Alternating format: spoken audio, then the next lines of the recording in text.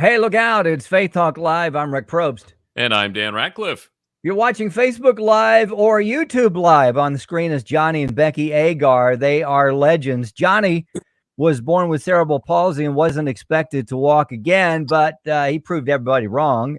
He is an Iron Man and a brand ambassador for Under Armour, and he's got a memoir out. It's called The Impossible Mile. Johnny, how are you? I'm doing well, guys. How about you? We're doing well. Becki, how are you? Doing really well. Thanks so much for having us on. Oh, we're glad you're here with us. Yes, it's wonderful. And don't you just love technology? Oh, yes, it's wonderful. You think I'd be more proficient at it, but proving challenging for us today. We're on it now, so it's good. Yeah.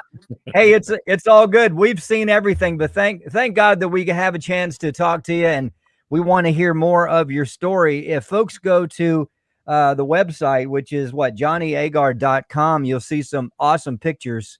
And there, Dan has it on the screen, johnnyagar.com. It's quite a story, this memoir. Where shall we begin? Johnny, where shall we begin?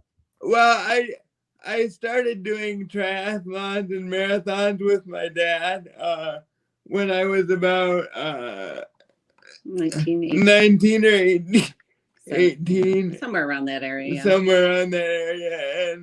And it was just a wonderful thing because I had always looked up to athletes in my life and always wanted to be like an athlete like my dad was when he played for the Detroit Tigers in their minor league system. So I had found triathlon because adaptive sports weren't necessarily a opportunity for me because I only had one good hand. And we like to joke that, I wouldn't be necessarily as helpful to somebody or a team if I was only going in circles with one hand. So. Oh my God. So triathlon was really my opportunity to compete in sports. I started doing that with a group called My Team Triumph. It's a ride-along program that takes kids and adults through marathons and triathlons, and I really enjoyed that with a group of people that I started with my first triathlon, and then kind of grew from there. And Dad saw how much I really enjoyed it, and Team Agar, as we know it today, was born. So wow, that is so impressive because just thinking about a triathlon wears me out and makes me think, my goodness, why would anybody put their body through that? But you are doing that. Way to go, first of all. Thank you very much. We like to... Jeff had wished he had gotten into stamp collecting, but that wasn't the case. So something much easier. But we like to say that you can do all things with God on your side. So we just try and take that day by day and know that God has a plan for all of us, and that's been a gift to me as I go through my struggles every day with cerebral palsy. So let me ask you this, and I did mention this. I'm a parent of a special needs child. He has cerebral palsy. Wasn't expected to walk as well, and he's been walking now since he was 4. I think he took his first steps without a walker. And that's awesome. Yeah, and now when he gets loose, we're all in trouble. But but as a parent, sometimes we can draw back and go, gosh, I don't know that they should even try that. Who was it that was the one that said, I can do it, or you can do it? Who pushed you? Did you push yourself? Did your mom and dad see and say, you know what, you're going to get past this thing? Who was it? Yeah, my mom, I was very, very blessed that my mom and dad never put any limitations on me. They really didn't want me to be aware of my cerebral palsy or what my cerebral palsy was, because they thought that it would limit me a little bit, because, you have certain expectations with this Some people do, yeah. Some people do with this disorder, and it can really limit you. So until I was able to get a full understanding of what cerebral palsy was, and what his limitations were, you know, for him to decide what his limitations were rather than somebody else decide. So we just never really even said Johnny had cerebral palsy, and it's not because we got a lot of grief from it at first early on, because, you know, a lot of people said, well, we were in denial and that type of thing. But obviously we weren't in denial because we lived with him every day. We took him to all the doctor's visits and appointments and things.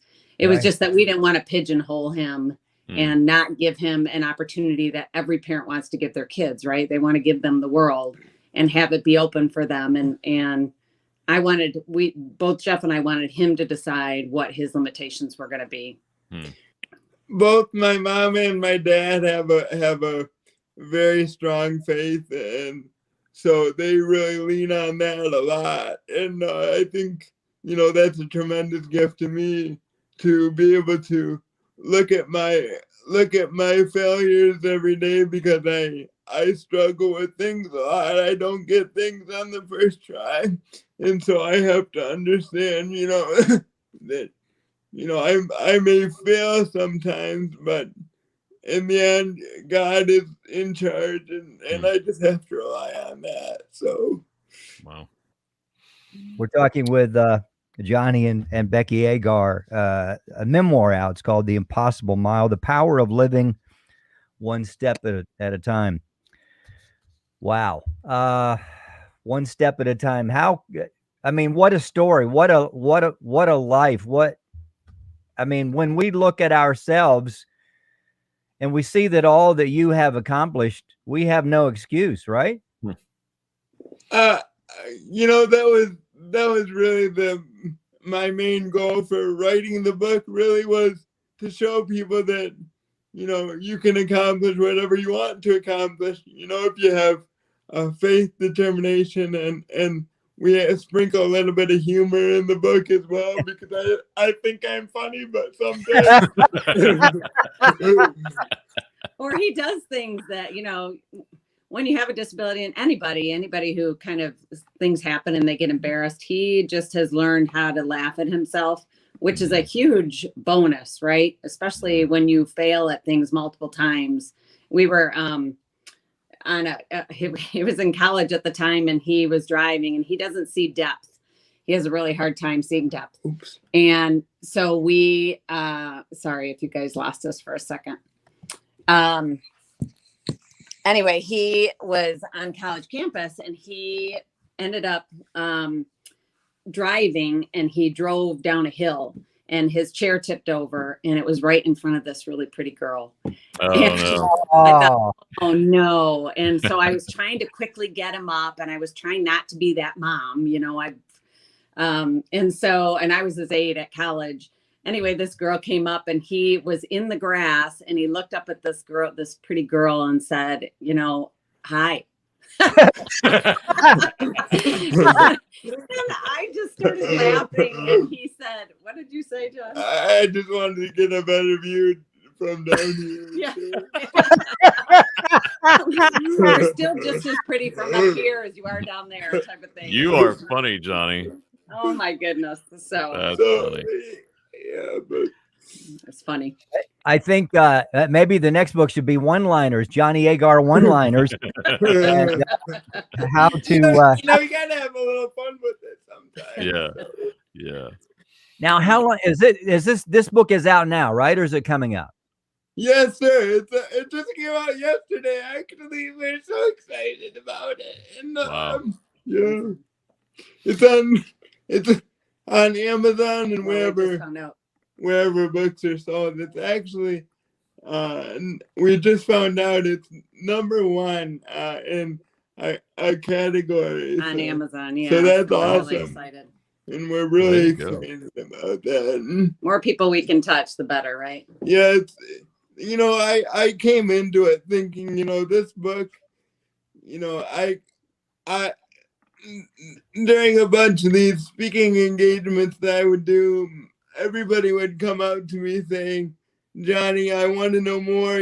I want to know how you do things. I want to know who helps you and where you get your inspiration from.